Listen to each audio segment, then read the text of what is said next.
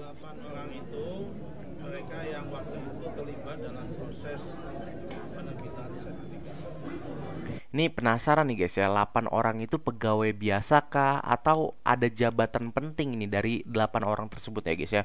Kalau cuman kayak pegawai biasa kayaknya itu termasuk korban mungkin ya. Tumbal lah ibaratnya kita bilang guys ya. Halo para netizen, kembali lagi di channel Dua Kaki. Ya, semoga sehat selalu, mudah rezeki, panjang umur, panjang anu ini dan itu ya guys ya. Seperti biasa guys, kali ini gue pengen ngebacain soal berita politik lagi ya guys ya. Ini selalu menggebu-gebu ya guys ya kalau ngebacain soal politik Indonesia, negara kita ini guys ya. Karena apa?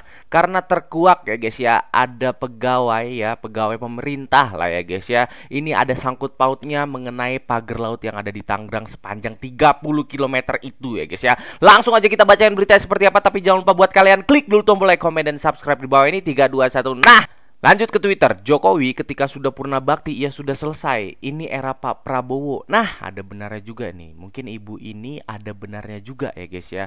Karena apa ya guys ya? Karena kita lihat di sosial media selalu ada berita tentang Pak Jokowi guys. Entah itu Pak Jokowi kunjungan ke sana, entah Pak Jokowi ini mampir ke sini gitu. Selalu ada Pak Jokowi. Ini Pak Jokowi ibaratnya masih berkeliaran lah ya guys ya. Padahal dia udah purna tugas ini guys ya. Dalam sejarah Indonesia tidak pernah ada presiden yang terus-menerus membayang-bayangi. Jadi kalau sudah purna bakti ya sudah selesai. Itu dia guys, kata Prof. Dr. R. Siti Zuhro MA. Nih guys ya, ini kita lihat guys. Menilai rapor 100 hari Prabowo Gibran. Kita lihat guys cuplikannya guys ya. Pak Joko Widodo menurut saya ketika beliau sudah purna bakti selesai. Dalam sejarah Indonesia tidak pernah ada presiden gitu ya yang terus-terus menerus membayang-bayangi.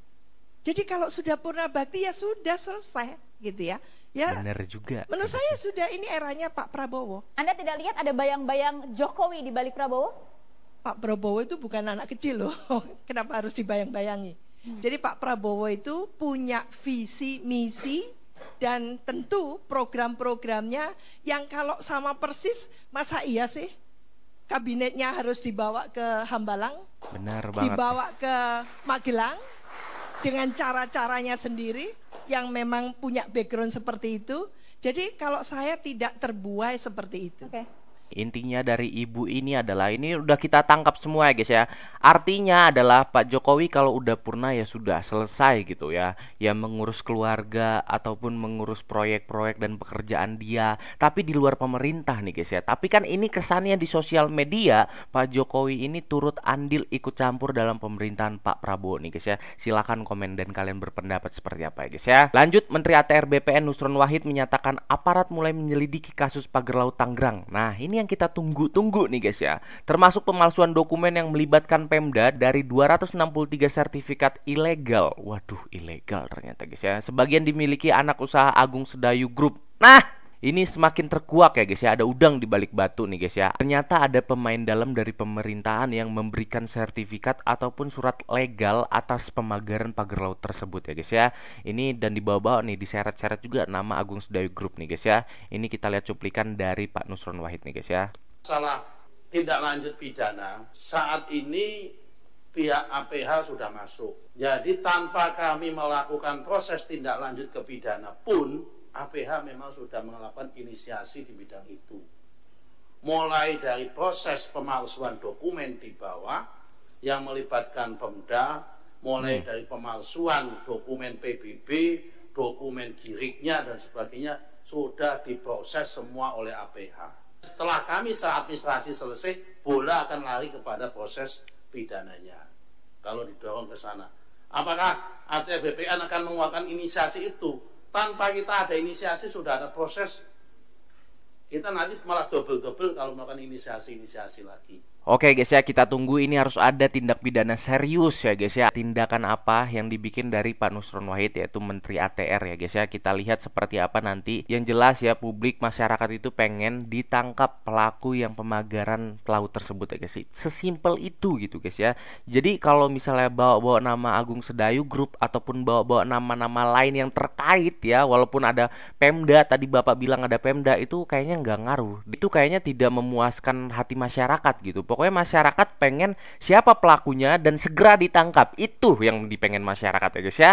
Lanjut, Pak Menteri ATR BPN buka suara soal pemecatan 8 pegawai terkait penerbitan sertifikat di Laut Tangerang. Ada 8 pegawai ini ya guys ya yang terseret di Laut Tangerang nih guys ya. Maksudnya yang terseret di kasus pagar Laut Tangerang ya guys ya. Mereka yang terlibat proses penerbitan dan dianggap tidak hati-hati ya. Tidak hati-hati sama menerima ya.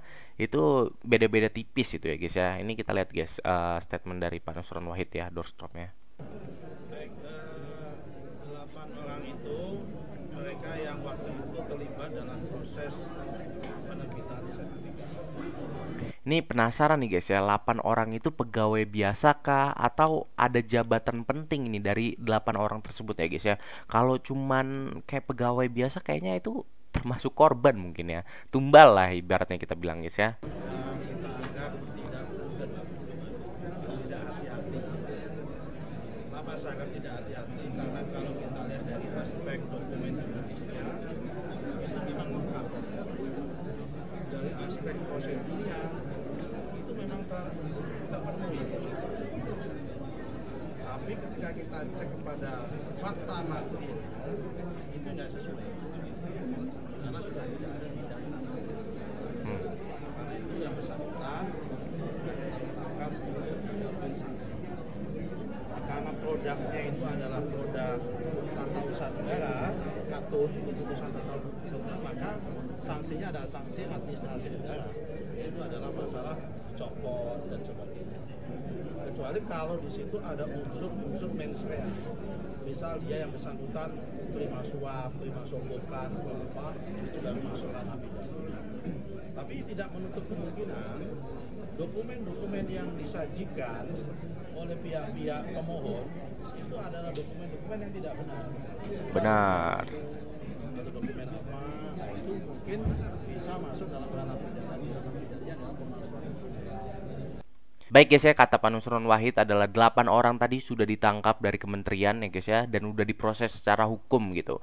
Kalau mereka terbukti menerima suap, mereka akan dikenakan sanksi pidana ya guys ya. Ini kita tunggu aja, dan siapa 8 orang tersebut ini masih penasaran apakah pegawai biasa atau megang peranan penting dari jabatannya ya guys ya. Kita tunggu aja berita selanjutnya guys ya. Lanjut, kriminalisasi nelayan kolit dimulai. Di lingkungan yang munafik, orang jujur adalah penjahatnya. Pahamkan sayang. Nah, ini dia guys ya. Jadi Pak Kolit ini adalah nelayan sekaligus masyarakat setempat ya guys ya. Ataupun salah satu orang yang membela keras ya pagar laut di Tangerang itu untuk dibongkar dan ditangkap pelakunya ya guys ya. Lanjut, pegawai akhirnya jadi tumbal atas ulah Mulyono. Nah, ini dia guys. Ini kebijakan besar mengeluarkan sertifikat laut. Kalau nggak ada perintah, mana berani pegawai yang cuma kelas prajurit. Benar juga guys ya.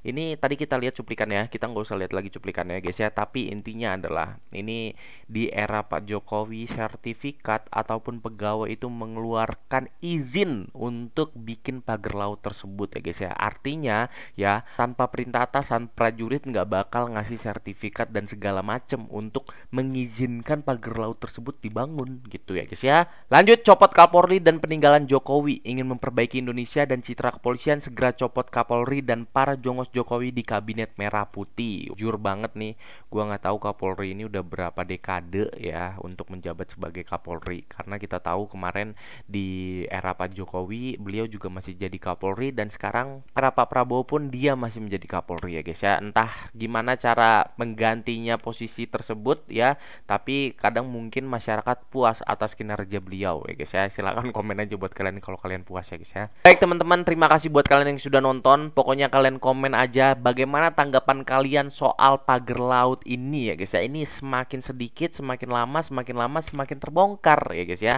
Dan kita bakal tunggu aja berita yang menggemparkan. Ini pasti menggemparkan ya guys ya. Siapa sesungguhnya di balik pagar laut tersebut ya guys ya. Sekaligus ini menutup video kali ini. Terima kasih buat kalian yang sudah nonton. Gua Dua Kaki undur diri. Sampai jumpa nanti.